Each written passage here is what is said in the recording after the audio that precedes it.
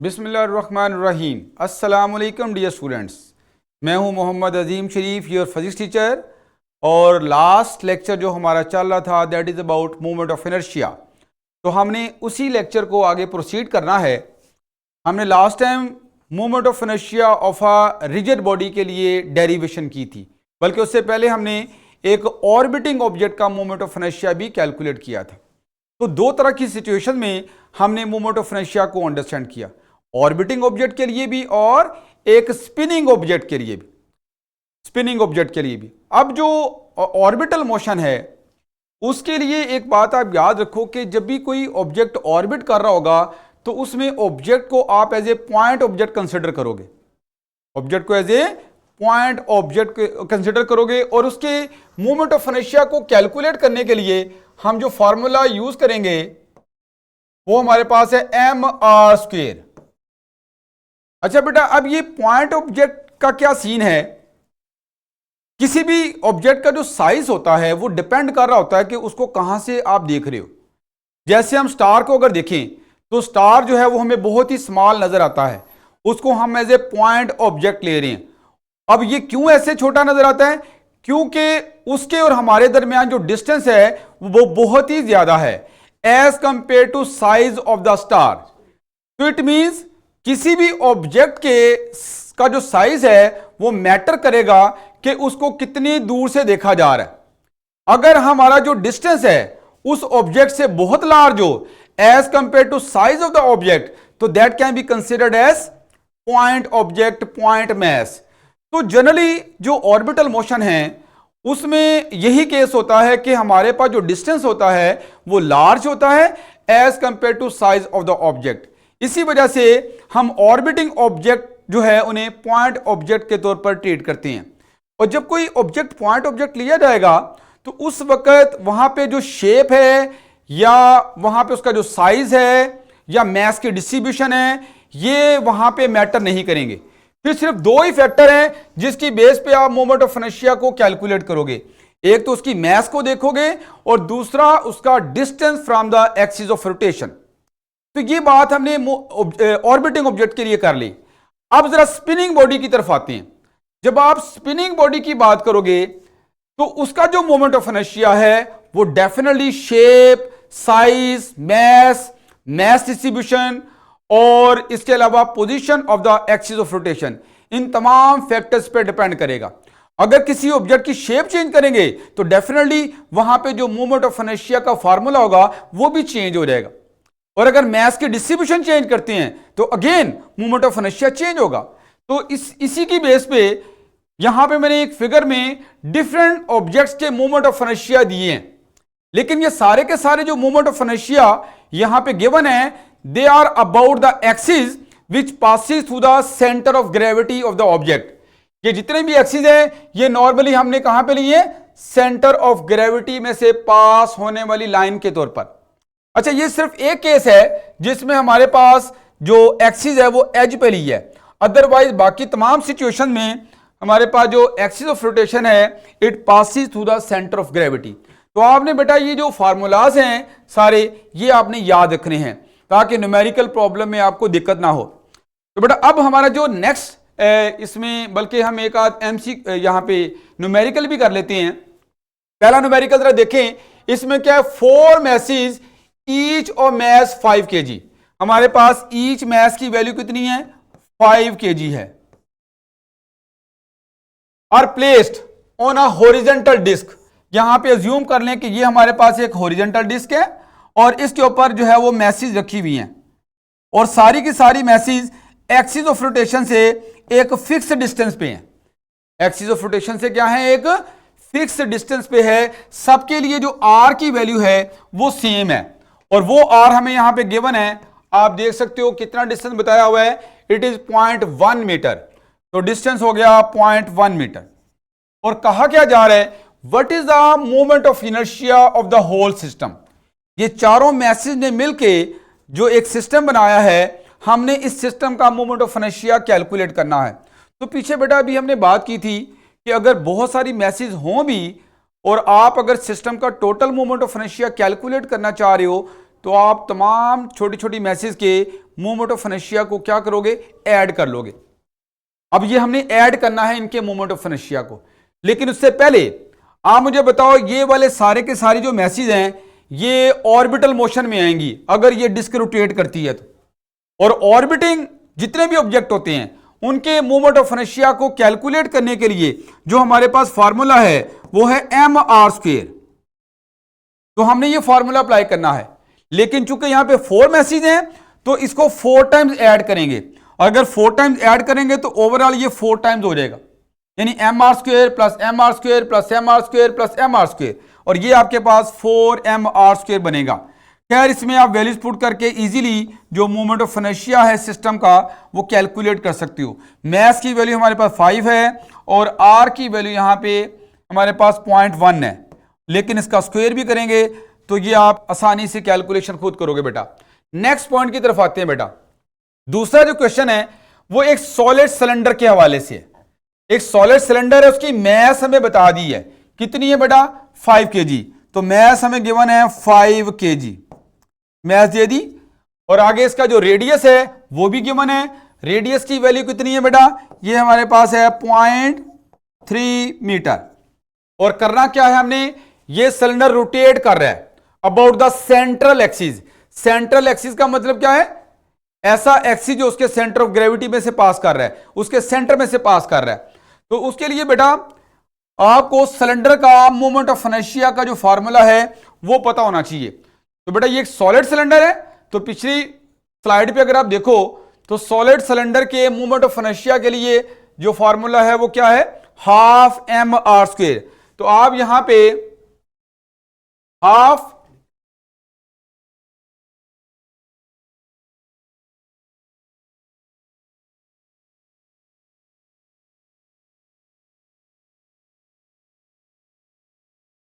जी बेटा यहां पे आप 12 mr² का फार्मूला अप्लाई करोगे, 12 mr²। अब m भी गिवन है, r भी गिवन है, वैल्यूज पुट करोगे तो ये आप इजीली इसको सॉल्व कर सकते हो। तो बेटा ये था हमारा मोमेंट ऑफ इनर्शिया के हवाले से टॉपिक, इसको हमने अंडरस्टैंड किया। अब हम आते हैं अपने नेक्स्ट SLO का जो पार्ट था, that is about the angular momentum. तो बेटा हमने एंगुलर मोमेंटम को अंडरस्टैंड करना है। बेटा एंगुलर मोमेंटम को हम मूवमेंट ऑफ लीनियर मोमेंटम भी कहते हैं। अब जो मूवमेंट का वर्ड है वो थोड़ा सा हमने समझना है कि मूवमेंट क्या है। मूवमेंट का मतलब होता है इफेक्ट इन रोटेशन। मूवमेंट की अंडरस्टैंडिंग आप ऐसे कह सकते हो, effect in rotation. Effect in rotation, rotation में जो इफेक्ट है दैट इज कॉल्ड मूवमेंट। अगर लिखा है मूवमेंट ऑफ फोर्स, इसका मतलब फोर्स का इफेक्ट इन रोटेशन जो कि टॉर्क होता है। और अगर लिखा है मूवमेंट ऑफ लीनियर मोमेंटम, तो आपने लीनियर मोमेंटम का इफेक्ट देखना है रोटेशन में, जो कि एंगुलर मोमेंटम के बराबर है। इसी तरह से अगर मूवमेंट ऑफ इनर्शिया बोला जा रहा है तो इनर्शिया का इफेक्ट इन रोटेशन। तो खैर ये मैंने भी आपको मूवमेंट के वर्ड के हवाले से बताया। अच्छा, इसके अलावा जो मूवमेंट है इसकी एक और मैथमेटिकल डिस्क्रिप्शन भी है। मैथमेटिकली जब भी मूवमेंट का वर्ड इस्तेमाल हो रहा होगा तो हम कहेंगे कि जिस क्वांटिटी का मूवमेंट लिया जा रहा है उसको आपने डिस्टेंस के साथ मल्टीप्लाई करना है। तो multiply the quantity with distance, movement का मतलब ये भी है। यानी आप ये भी कह सकते हो multiply the quantity with distance, quantity with distance. तो डिस्टेंस के साथ आप क्वांटिटी को मल्टीप्लाई करो, डिस्टेंस मल्टीप्लायर होगा यहां पे जब भी आप मूवमेंट का वर्ड इस्तेमाल करोगे। खैर बेटा अब हम इसको जरा डिटेल में अंडरस्टैंड करते हैं। एंगुलर मोमेंटम को अगर आप जरा इसकी एनालॉजी बनाओ लीनियर मोमेंटम के साथ, तो लीनियर मोमेंटम को आपने डिफाइन किया हुआ है quantity of linear motion of a body. तो वहां पे चूंकि लीनियर मोशन की बात थी इसलिए वहां पे मोमेंटम भी कौन सा हो गया, लीनियर मोमेंटम हो गया। अब हमने यहां पे जो बात करनी है वो है एंगुलर मोमेंटम। तो उसके लिए क्या बोलेंगे फिर, quantity of angular motion of a body, और ये यहां पे लिखा भी हुआ है quantity of angular motion of a body is called angular momentum. एक तो ये बात हो गई। दूसरा आपने मैथमेटिकली लीनियर मोमेंटम को डिफाइन किया था it is the product of mass and linear velocity, product of mass and linear velocity. अब यहां पे अगर इसको फॉर्मूले को लिखें तो ये mv बनता है, लेकिन मैंने चूंकि एंगुलर मोमेंटम को अगर मैथमेटिकली डिफाइन करना हो तो मैं कहूंगा it is the product of movement of inertia and angular velocity. क्योंकि आप जानते हो कि जो रोल लीनियर मोशन में लीनियर मोमेंटम का है वही रोल एंगुलर मोशन में एंगुलर मोमेंटम का है, जो रोल लीनियर मोशन में लीनियर वेलोसिटी का है वो रोल रोटेशनल मोशन में एंगुलर वेलोसिटी का है, और जो रोल लीनियर मोशन में मास का है वही रोल रोटेशनल मोशन में मूवमेंट ऑफ इनर्शिया का है। तो इस तरह से हमारे पास जो एंगुलर मोमेंटम का फॉर्मूला बन रहा है वो है I इंटू ओमेगा। खैर इसको भी हम ड्राइव भी करेंगे। तो ये सारी कुछ बेसिक बातें मैंने आपसे डिस्कस की। अब जरा हम देखते हैं रोटेशनल इफेक्ट के हवाले से एंगुलर मोमेंटम को। तो बेटा उसके लिए रोटेशनल इफेक्ट जो है वो कैसे देखना है, लीनियर मोमेंटम का रोटेशनल इफेक्ट। बेटा रोटेशनल इफेक्ट आता कब है, जब भी एंगल स्वीप होगा, जब भी एंगल बनेगा, कहीं पे एंगल बनने की कोशिश कर रहा है या एंगल बन रहा है, तो आप कहोगे वहां पे एक एंगुलर मोशन हो रही है, वहां पे एंगुलर पोजीशन में चेंज आने की कोशिश हो रही है या एंगुलर पोजीशन चेंज हो रही है, उस वक्त वहां पे रोटेशनल इफेक्ट होगा। तो आपने भी लीनियर मोमेंटम का रोटेशनल इफेक्ट देखना है, तो उसके लिए देखेंगे कि लीनियर मोमेंटम रोटेशनल इफेक्ट कैसे प्रोड्यूस कर सकता है। सपोज करें अगर मैं कहता हूं कि मैं यहां पे खड़ा हूं, ये ओरिजिन इसको क्या लेते हैं, और ऑब्जेक्ट जो है वो यहां पे है और ये मूव कर रहा है राइट डायरेक्शन में, और इसका जो मोमेंटम है लीनियर उसे पी कर लो, जो कि mv के इक्वल है, जो किसके इक्वल है, mv के बराबर है। अब बेटा अगर ये ऑब्जेक्ट इसी तरह मूव करता जाए तो मुझे बताओ मेरे लिहाज से इसकी मोशन कैसी होगी, बिल्कुल स्ट्रेट लाइन मोशन होगी। मेरे लिहाज से यहां पे किसी किस्म की का एंगल नहीं बन रहा, कोई यहां पे रोटेशनल इफेक्ट नहीं आ रहा। इसका मतलब ऐसे केस में एंगुलर मोमेंटम की वैल्यू जीरो होगी, या rotational effect of linear momentum क्या होगा, जीरो होगा। अब अगर मैं क्या करता हूं, अच्छा इसमें एक और बात कि मैं ये एक पोजीशन वेक्टर ड्रा कर लेता हूं इस मैस के लिए।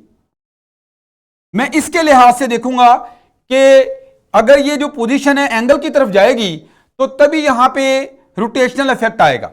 अब ये कब आएगा बेटा, अगर मैं कहता हूं कि ऑब्जेक्ट इस तरफ मूव कर रहा है, लीनियर मोमेंटम इस तरफ है, और मैं अगर यहां पे हूं इसी पॉइंट O पे, और इस ऑब्जेक्ट का पोजीशन वेक्टर मैं कह लेता हूं R। अब जरा मुझे बताओ कि अगर ऑब्जेक्ट इस तरफ जाएगा तो कुछ देर के बाद इसकी पोजीशन कोई और होगी। अब अगर यहां पे आ जाता है तो अब अगर मैं पोजीशन को ड्रा करता हूं तो पोजीशन ने क्या कर दिया, कुछ ना कुछ एंगल बना दिया, और अगर ये एंगल बनाया है तो इट मींस यहां पे रोटेशनल इफेक्ट आ गया है, एंगुलर पोजीशन में चेंज आ गई है, और ऐसे केस में यहां पे क्या होगा, एंगुलर मोमेंटम होगा। तो एक बात आपने सीख ली कि जब कोई लीनियर मोमेंटम पोजीशन वेक्टर के परपेंडिकुलर होगा, जब लीनियर मोमेंटम पोजीशन वेक्टर के परपेंडिकुलर होगा तो उसी वक्त यहां पे रोटेशनल इफेक्ट आएगा। अगर लीनियर मोमेंटम पोजीशन वेक्टर के पैरेलल है तो ऐसे केस में कोई एंगुलर पोजीशन चेंज नहीं होगी, इसलिए नो एंगुलर मोमेंटम। तो बट लेकिन ये हमने पॉइंट अंडरस्टैंड कर लिए, और पीछे अभी मैंने आपको बताया था कि क्योंकि आप एंगुलर मोमेंटम को क्या नाम दे रहे हो, मूवमेंट ऑफ लीनियर मोमेंटम। तो मूवमेंट को मैथमेटिकली मैंने क्या बताया था कि जिस क्वांटिटी का मूवमेंट लेना चाह रहे हो उस क्वांटिटी को किसके साथ मल्टीप्लाई कर दो, डिस्टेंस के साथ। तो यहां पे जो डिस्टेंस है वो अगर r है हमारे पास, और इस किस क्वांटिटी की बात हो रही है रोटेशनल इफेक्ट के वाले से, वो है लीनियर मोमेंटम। तो मैं लीनियर मोमेंटम को r के साथ अगर मल्टीप्लाई कर दूं तो मेरे पास क्या आ जाएगा, rotational effect of linear momentum, जो कि एंगुलर मोमेंटम। तो इस तरह से एंगुलर मोमेंटम इस केस में किसके बराबर होगा, rp के बराबर होगा। लेकिन अब एक और सिचुएशन डिस्कस करते हैं। मैंने तो अभी दो सिचुएशन की बात की, एक में पोजीशन वेक्टर के बिल्कुल मोमेंटम क्या है, पैरेलल है, और एक केस में लीनियर मोमेंटम पोजीशन वेक्टर के क्या है बेटा, परपेंडिकुलर है। परपेंडिकुलर केस में रोटेशनल इफेक्ट आ रहा है, पैरेलल केस में रोटेशनल इफेक्ट नहीं है। लेकिन अगर सिचुएशन कुछ ऐसी है कि मैं कहता हूं कि ऑब्जेक्ट जो है वो इस डायरेक्शन में जा रहा है, अब इसका लीनियर मोमेंटम एक एंगल पे आ गया other than 90, other than parallel situation. अब जरा देखते हैं कि रोटेशनल इफेक्ट कैसे देखा जाएगा। अगर ये ओरिजिन है और ये हमारे पास पोजीशन वेक्टर है, तो बेटा अब कैसे देखेंगे। इसके लिए अगर मैं इस आर लाइन को थोड़ा एक्सटेंड कर दूं, आर लाइन को मैं एज ए रेफरेंस के तौर पर ले रहा हूं, तो इस आर लाइन के साथ ये लीनियर मोमेंटम क्या कर रहा है, एंगल बना रहा है। और इस एंगल को स्टैंडर्ड मानते हुए मैं अगर पी के कंपोनेंट्स बनाऊं, तो एक इसका कंपोनेंट पोजीशन वेक्टर की डायरेक्शन में बनेगा जो होगा R cos of P cos of, ये बनेगा P cos of theta, P cos of theta, और ये बनेगा पी साइन ऑफ थीटा। अब मुझे बताओ कि जो मोशन का लीनियर, जो मोशन का ऐसा पार्ट जो पोजीशन वेक्टर के पैरेलल है, उसकी वजह से तो कोई एंगुलर पोजीशन चेंज नहीं हो रही, तो फिर हम कह सकते हैं कि जो पी कॉज ऑफ थीटा है इसकी वजह से नो एंगुलर पोजीशन चेंज। लेकिन जो पी साइन ऑफ थीटा है जो कि बिल्कुल आर के परपेंडिकुलर है, इसकी वजह से यहां पे एंगुलर पोजीशन में चेंज आएगी, रोटेशनल इफेक्ट आएगा। इसलिए इस केस में अगर आप एंगुलर मोमेंटम को कैलकुलेट करना चाह रहे हो तो आप आर को मल्टीप्लाई करोगे किसके साथ, पी साइन ऑफ थीटा के साथ। तो इस तरह से हमारे पास ये बनेगा R P sine of theta. तो एंगुलर मोमेंटम का ये हमने एक फॉर्मूला बना लिया, R P sine of theta. और थीटा यहां पे क्या है, it is the angle between, ये मैंने कौन सी लाइन ली है, ये आर लाइन है यानी पोजीशन वेक्टर, और ये कौन सा है, ये लीनियर मोमेंटम है। इसका मतलब theta is the angle between R and P. तो आर और पी के दरमियान ये एंगल है। तो हमने एक जनरल फार्मूला बना लिया। ये ऐसा फार्मूला है जिससे आप इस सिचुएशन हर तरह की सिचुएशन को डिस्कस कर सकते हो। अगर ये वाला केस लें, इसमें हमारे पास थीटा क्या बनेगा, आर और पी के दरमियान 0। तो अगर थीटा 0 ले लें तो आपके पास R P sine of 0, sine 0 0, तो एंगुलर मोमेंटम क्या हो जाएगा, 0 हो जाएगा। अब अगर मैं इस सिचुएशन की बात करूं, यहां पे आर और पी के दरमियान क्या एंगल है, 90, और अगर मैं यहां पे थीटा की वैल्यू 90 पुट करता हूं तो साइन 90 क्या होगा, 1, तो क्या बचेगा आर पी। और मैंने यहां पे इस केस में जो एंगुलर मोमेंटम है कितना लिखा है, आर पी के बराबर लिखा है। It means that is the more general form जिससे आप हर तरह के केस को अंडरस्टैंड कर सकते हो। तो एंगुलर मोमेंटम को आपने रोटेशनल इफेक्ट के हवाले से देखा कि इसका फॉर्मूला क्या बनता है। अच्छा बेटा, ये जो आरपी साइन ऑफ थीटा है, आरपी साइन ऑफ थीटा, मुझे बताएं कि आपने क्रॉस प्रोडक्ट पढ़ा हुआ है, वेक्टर प्रोडक्ट, उसमें आपने पढ़ा था कि अगर ए क्रॉस बी हो तो उसे लिख देते हो A B sine of theta, और अगर A B sine of theta लिखा हो तो उसको ए क्रॉस बी भी लिखा जा सकता है। तो ऐसे ही यहां भी अगर R P sine of theta लिखा है तो it can be written as R cross P. तो एंगुलर मोमेंटम को अगर मैं वेक्टर फॉर्म में लिखना चाहूं तो that will be equal to cross product of R and P, cross product of R and P, यानी वेक्टर प्रोडक्ट की फॉर्म में मैं एंगुलर मोमेंटम को एक्सप्रेस कर सकता हूं। तो बेटा ये पॉइंट भी आपने अंडरस्टैंड किया। मुझे बताएं एंगुलर मोमेंटम भी स्केलर होगा या वेक्टर होगा? वेक्टर प्रोडक्ट का आंसर क्या आता होता है? वेक्टर आता है। It means angular momentum is a vector quantity. और क्रॉस प्रोडक्ट में आपने ये बात पढ़ी हुई है कि हमारे पास जो वेक्टर प्रोडक्ट होता है ये उन क्वांटिटीज के परपेंडिकुलर होता है जिनको मल्टीप्लाई करके उसको हासिल किया गया होता है। तो हमने आर और पी को मल्टीप्लाई किया और तब हमारे पास क्या आया? Angular momentum. इसलिए हम कहेंगे कि जो एंगुलर मोमेंटम है it is perpendicular to both R and P, या ये भी कहते हैं कि उस प्लेन के परपेंडिकुलर होगा एंगुलर मोमेंटम जिसमें आर और पी लाई करते हैं, जिसमें आर और पी लाई करते हैं। और इस डायरेक्शन को आप right hand rule of cross product से कैलकुलेट भी कर सकते हो, जो कि यहां पे आप देख रहे हो। अगर फर्स्ट करें ये कोऑर्डिनेट सिस्टम के अंदर ये पार्टिकल ये है जो कि एक्स वाई प्लेन के अंदर है और इसका पोजीशन वेक्टर यहां पे आर ड्रा किया हुआ है और लीनियर मोमेंटम पी ड्रा किया हुआ है। अगर मैंने आर क्रॉस पी यहां पे राइट हैंड रूल अप्लाई करना है तो सबसे पहले मुझे आर और पी की टेल्स को मिलाना पड़ेगा। आर और पी की टेल्स को मिलाना है तो मुझे यहां पे आर को यहां पे एक्सटेंड करना पड़ेगा, एक्सटेंडेड फॉर्म में यहां पे ड्रा करना पड़ेगा ताकि आर और पी की क्या बन जाए, टेल्स आपस में ज्वाइन हो जाए और यहां पे इन दोनों के दरमियान एंगल थीटा है। अब राइट हैंड रूल अप्लाई करने का तरीका यह है कि आपने आर को पी की तरफ रोटेट करना है थ्रू स्मॉलर एंगल। तो अगर आप आर क्रॉस पी करोगे तो थंब हमारे पास किधर आ रहा है, अपवर्ड, और अपवर्ड हमारा जी एक्सिस है। इट मीन जो एंगुलर मोमेंटम है वो यहां पे किसके लॉन्ग आ रहा है, जी एक्सिस के लॉन्ग बन रहा है। अगर आर और पी एक्स वाई प्लेन में है, अगर आर और पी किस में है, एक्स वाई प्लेन में है, तो एंगुलर मोमेंटम हमारा जो है वो जी एक्सिस के लॉन्ग बन रहा है। तो ये हमारा जो एंगुलर मोमेंटम है ये आर और पी के परपेंडिकुलर ही बन रहा है। तो बेटा ये आपने एंगुलर मोमेंटम की अंडरस्टैंडिंग की। इसको आप इस तरह से भी लिख सकते हो, R P sine of theta into N head, और एन हेड एक यूनिट वेक्टर है जो कि एंगुलर मोमेंटम की डायरेक्शन को बताने के लिए यूज किया गया है। तो ये था बेटा एंगुलर मोमेंटम। अब हम डिस्कशन करेंगे कि जो एंगुलर मोमेंटम इसका यूनिट भी डिस्कस कर लें। बेटा एंगुलर मोमेंटम का फॉर्मूला बन गया R P sine of theta, और पी जो होता है ये हमारे पास एम वी के बराबर भी है, तो इसकी जगह पे मैं एम वी लिख लेता हूं। इस तरह से ये साइन थीटा भी लिख सकते हो। तो इसका यूनिट बनाओ जरा, क्या बनेगा, आर के लिए तो मीटर आ जाएगा, और जो एम है ये मैस है, मैस के लिए किलोग्राम आ गया, और वेलोसिटी के लिए मीटर पर सेकेंड बना, और आगे हमारे पास जो है वो साइन थीटा है। और आप जानते हो कि जितने भी ट्रिग्नोमेट्रिक फंक्शंस हैं उनका कोई यूनिट नहीं होता, और उनके यूनिट ना होने की वजह क्या है, क्योंकि ये वो सेम क्वांटिटीज की रेशो है। जो चीज भी सेम क्वांटिटीज की रेशो होगी उसका यूनिट नहीं होगा। नॉर्मली ऐसे ही है, सिर्फ एक दो केसेस है जैसे प्लेन एंगल है, उसके अलावा सब केसेस में इस तरह से लोगे। अब बेटा क्या आ जाएगा आपके पास, किलोग्राम, और metre into metre, metre square over second. तो ये यूनिट बन गया kilogram metre square per second. अच्छा, इसको हम एक और फॉर्म में भी लिख सकते हैं, जूल इंटू सेकेंड।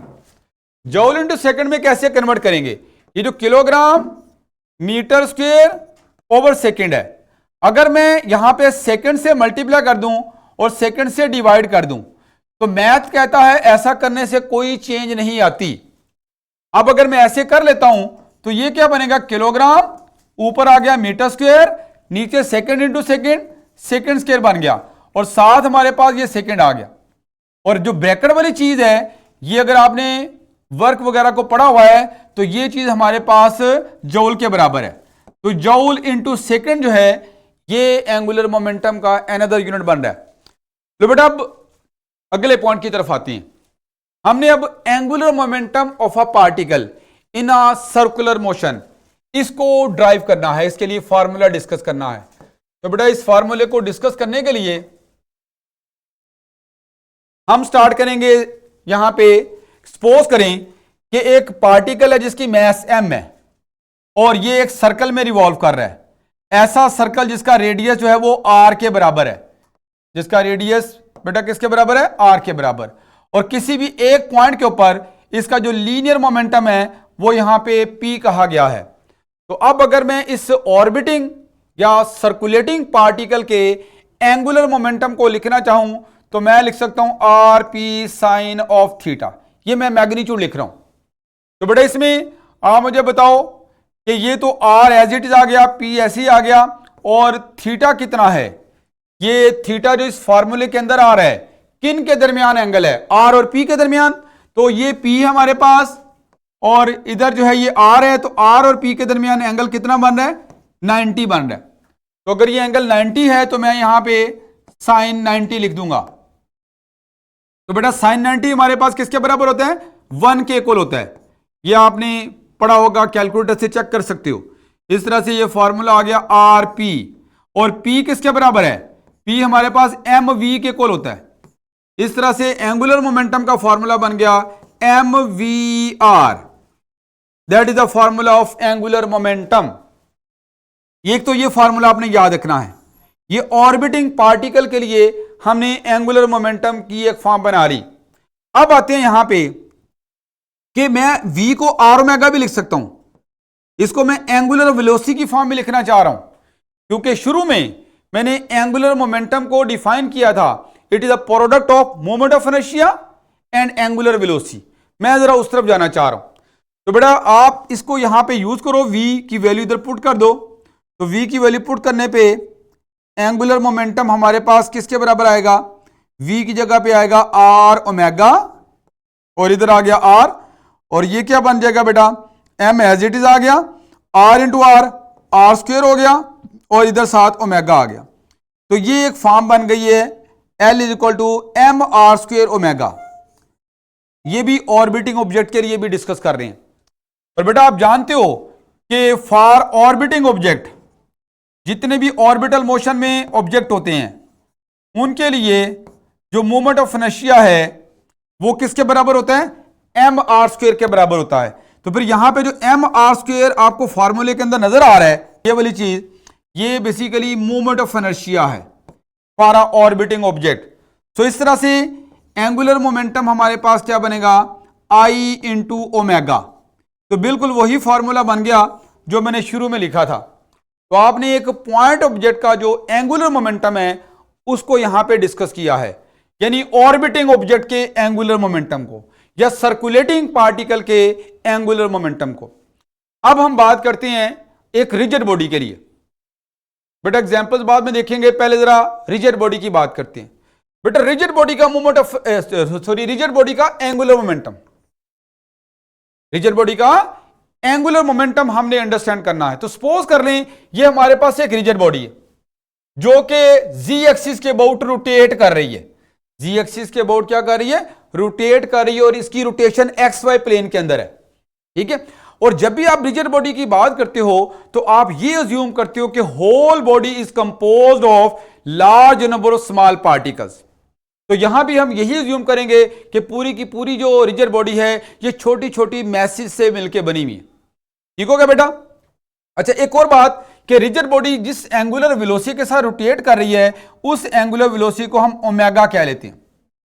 अब वापस अपने असल पॉइंट की तरफ आते हैं कि अगर हमने ये ज्यूम कर लिया है कि पूरी की पूरी रिजिड बॉडी छोटे छोटे पार्टिकल से मिलकर बनी है, तो आप मुझे बताओ जब ये रिजिड बॉडी रोटेट करेगी तो वो सारे पार्टिकल जो इसको बना रहे हैं उनकी मोशन कैसी होगी। अगर उनको देखोगे तो वो सारे सर्कल में रिवॉल्व कर रहे होंगे, वो सारे ऑर्बिटल मोशन में होंगे, लेकिन उन सबके जो रेडियाई होंगे वो डिफरेंट होंगे, उनके सर्कुलर पाथ के रेडियाई डिफरेंट होंगे, क्योंकि कोई हमारे पास पार्टिकल एक्सिस के करीब होगा, कोई पार्टिकल एक्सिस से दूर होगा। तो all will move on a circular path of different radii, और सर्कल में मूव करने वाले पार्टिकल का एंगुलर मोमेंटम हम पीछे पढ़ चुके हैं कैसे कैलकुलेट करना, तो वो हम यहां पे वही कंडीशन वही सिचुएशन अप्लाई करेंगे। अच्छा उस सिचुएशन को अप्लाई करने के लिए मैं हर पार्टिकल के मोमेंट ऑफ इनर्शिया को निकालने की बजाय एक जनरल तरीका इस्तेमाल करूंगा। यहां पे मैं क्या करता हूं, एक आइथ पार्टिकल ले लेता हूं। आइथ का मतलब अगर आई की वैल्यू 1 है तो फर्स्ट पार्टिकल हो जाएगा, आई की वैल्यू 2 होगी तो सेकेंड पार्टिकल की बात हो जाएगी, 3 है तो थर्ड पार्टिकल की बात हो जाएगी। तो खैर मैं आई की कोई भी वैल्यू पुट करके किसी भी पार्टिकल के लिए बात कर सकता हूं, इसलिए मैं यहां पे बात करने लगा हूं आइथ पार्टिकल के लिए। तो सपोज करें हमारे पास एक आइथ पार्टिकल है जिसकी मास एम आई है और इसका distance from axis of rotation are आई है, और ये किसी भी एक पॉइंट के ऊपर वी आई स्पीड के साथ, वी आई लीनियर स्पीड के साथ मूव कर रहा है। तो मैं अगर इसका एंगुलर मोमेंटम लिखना चाहूं आइथ पार्टिकल के लिए तो ये लिखा जा सकता है एम आई वी आई और R I. M V R formula बनाया था ना हमने अभी पीछे, अभी मैं दोबारा आपको स्लाइड दिखा भी देता हूं कि हमने यहां पे एम वी आर ये फॉर्मूला बनाया हुआ है, तो उसको मैंने आइथ पार्टिकल के ऊपर अप्लाई कर दिया। अच्छा अब जो वी आई है, V is equal to R omega होता है, तो मैं इसको आर ओमेगा लिख सकता हूं, लेकिन यहां पे चूंकि आइथ पार्टिकल की बात हो रही है और पार्टिकल चेंज होगा तो उसका जो डिस्टेंस है फ्रॉम एक्सिस ऑफ रोटेशन वो भी चेंज होगा, तो इसलिए मैं यहां पे जहां पे चेंज आएगी वहां पे आई लिखूंगा। तो आर के साथ आई आ जाएगा क्योंकि आर चेंज होगा विद चेंज ऑफ पार्टिकल, और चूंकि जो लीनियर स्पीड होती है, मैंने आपसे पहले भी डिस्कशन की थी, जब रिजिड बॉडी रोटेट कर रही होती है तो उसके सारे के सारे जो पार्टिकल्स होते हैं जो उसको बना रहे हैं वो सेम एंगुलर वेरिएबल्स के साथ रोटेट कर रहे होते हैं, लेकिन उनके लीनियर वेरिएबल्स डिफरेंट होते हैं। लीनियर वेलोसिटी डिफरेंट होगी, लीनियर डिस्टेंस डिफरेंट होगा, लीनियर एक्सेलरेशन भी डिफरेंट होगा। तो इसी वजह से यहां पे अगर आर डिफरेंट है तो वी भी यहां पे डिफरेंट होगा। खैर मैं इस वैल्यू को इधर पुट करूंगा तो मेरे पास ith पार्टिकल के लिए एंगुलर मोमेंटम क्या बनेगा, एम आई, और इधर आ जाएगा आर आई ओमेगा, और साथ ये आ गया आर आई। अब मैं इसको जरा सिंप्लीफाई करूं तो ये एम आई हो गया, और ये are I into are I square हो गया। अच्छा, मैंने ओमेगा के साथ क्यों नहीं लगाया यहां पे आई? क्या ओमेगा डिफरेंट पार्टिकल्स के लिए डिफरेंट है? नहीं बेटा, तमाम पार्टिकल्स सेम एंगुलर वेलोसिटी के साथ रोटेट कर रहे हैं, उसी एंगुलर वेलोसिटी के साथ रोटेट कर रहे हैं जो इस रिजिड बॉडी की है। तो इसलिए omega is a same, omega is a constant, omega is a fix. तो इस वजह से इसके साथ मैंने आई प्लेस नहीं किया। अब ये जो फॉर्मूला बनाया है इससे आप तमाम पार्टिकल्स के लिए एंगुलर मोमेंटम की बात कर सकते हो। अगर मैं आई की वैल्यू 1 पुट करूंगा फर्स्ट पार्टिकल के लिए बात हो जाएगी, 2 पुट करूंगा सेकेंड पार्टिकल के लिए। इस तरह से आई की डिफरेंट वैल्यूज पुट करके मैं तमाम पार्टिकल्स के लिए एंगुलर मोमेंटम की वैल्यू को कैलकुलेट कर सकता हूं। तो मैं फर्स्ट पार्टिकल के लिए इसको लिखता हूं, यह बनेगा m1 r1 स्क्वायर और ओमेगा। सेकेंड पार्टिकल के लिखेंगे तो ये हो जाएगा m2 r2 स्क्वायर ओमेगा। इसी तरह से अगर मैं लास्ट पार्टिकल के लिए लिखना चाहूं तो ln कर लो, ये हो जाएगा mn, और यहां पे आ जाएगा rn स्क्वायर ओमेगा। अब मुझे चूंकि रिजिड बॉडी का एंगुलर मोमेंटम निकालना है तो उसके लिए मुझे इन सबको क्या करना पड़ेगा, ऐड करना पड़ेगा, इन सब का वेक्टर सम करना पड़ेगा। तो वेक्टर सम के लिए मुझे तमाम एंगुलर मोमेंटम को वेक्टोरियली ऐड करना है, ये मैं इन सबको ऐड कर दूंगा। लेकिन चूंकि आप जानते हो सारे के सारे जो पार्टिकल हैं इन सब का एंगुलर मोमेंटम यहां पे along the axis of rotation ही आएगा, अपवर्ड आएगा। अगर सबकी एंगुलर मोमेंटम की डायरेक्शन सेम है तो डायरेक्शन सेम होने की वजह से मैं यहां पे इनको स्केलरली ऐड कर सकता हूं। यह रूल है कि अगर सारे वेक्टर एक ही लाइन के अलोंग हों तो उनको आप स्केलरली ऐड कर सकते हो। तो मैं अब इन वैल्यूज को यहां पे अगर यूज करूं तो मेरे पास क्या हो जाएगा, m1 r1 square omega plus m2 r2 square omega, और इसी तरह से लास्ट पार्टिकल के लिए भी लिख सकते हैं। ठीक हो गया बेटा। अब मैं अगर यहां पे देखूं तो ओमेगा सब में कॉमन है, तो टोटल जो एंगुलर मोमेंटम है उसमें अगर ओमेगा कॉमन ले लें तो बाकी चीज जो है वो हमारे पास क्या बचेगी बेटा, बाकी जो चीज बनती है वो क्या आ रही है, ये बनेगा m1 r1 square plus m2 r2 square, और इसी तरह से लास्ट पार्टिकल के लिए लिखोगे तो mn rn स्क्वायर आ जाएगा, और बाहर जो है हमारे पास ओमेगा बचेगा। तो आप मुझे बता सकते हो कि ये फर्स्ट टर्म जो है ये क्या चीज है, ये हमारे पास मैस m1 का मोमेंट ऑफ इनर्शिया है, क्योंकि मैस m1 जो है वो पॉइंट मैस है, और पॉइंट मैस ऑर्बिटिंग मैस है, और ऑर्बिटिंग मैस का moment of inertia mr square से निकाला जाएगा। तो एवरी मैस जो छोटी मैस हमने कंसिडर की वो सारी की सारी ऑर्बिटिंग मैस हैं, तो उन सबके moment of inertia mr square से निकलेंगे। तो इट मींस ये तमाम छोटी छोटी मैसेज के मोमेंट ऑफ इनर्शिया ऐड हो रहे हैं। तो इससे हमारे पास क्या आएगा, total moment of inertia of the rigid body. तो इसको हम सिग्मा की फॉर्म में भी लिख सकते हैं, M I R I square I is equal to 1 to n, और ये बाहर आ गया हमारे पास ओमेगा। और यहां पे बता सकते हो कि ये जो सिग्मा वाली चीज है ये हमारे पास क्या चीज है बेटा, ये हमारे पास moment of inertia of the rigid body है। It is the moment of inertia of rigid body. So angular momentum हमारे पास क्या बन रहा है, आई इंटू ओमेगा, यहां पे एंगुलर मोमेंटम की वैल्यू आ रही है। तो सेम फार्मूला बन गया, चाहे पॉइंट ऑब्जेक्ट की बात कर लो यानी ऑर्बिटिंग ऑब्जेक्ट की बात कर लो, चाहे रिजिड बॉडी के लिए बात कर लो, हर केस में हमारे पास मोमेंट ऑफ इनर्शिया का फार्मूला सेम है। और याद रखो अगर पॉइंट ऑब्जेक्ट की बात करोगे तो आप आई की जगह पे एम आर स्क्वायर लिखोगे, अगर आप सिलेंडर की बात करोगे तो फिर यहां पे आई की जगह पे सिलेंडर का मोमेंट ऑफ इनर्शिया आएगा, और अगर आप स्फीयर की बात करोगे तो आई की जगह पे स्फीयर का मोमेंट ऑफ इनर्शिया यूज करोगे। तो जैसी बॉडी होगी उसके अकॉर्डिंगली आप अपने फॉर्मूले को क्या करोगे, एडजस्ट करोगे। तो बेटा ये एक और बात याद रखो कि इसमें वेक्टर क्वांटिटी कौन सी, ओमेगा। तो एंगुलर मोमेंटम की डायरेक्शन हमेशा किधर होगी, जिधर एंगुलर वेलोसिटी की डायरेक्शन होगी। जो एंगुलर वेलोसिटी की डायरेक्शन है वही एंगुलर मोमेंटम की डायरेक्शन बनेगी। तो बेटा ये था हमारा आज का लेक्चर, जिसमें हमने एंगुलर मोमेंटम को भी अंडरस्टैंड कर लिया। बाकी इंशाल्लाह नेक्स्ट हम देखेंगे।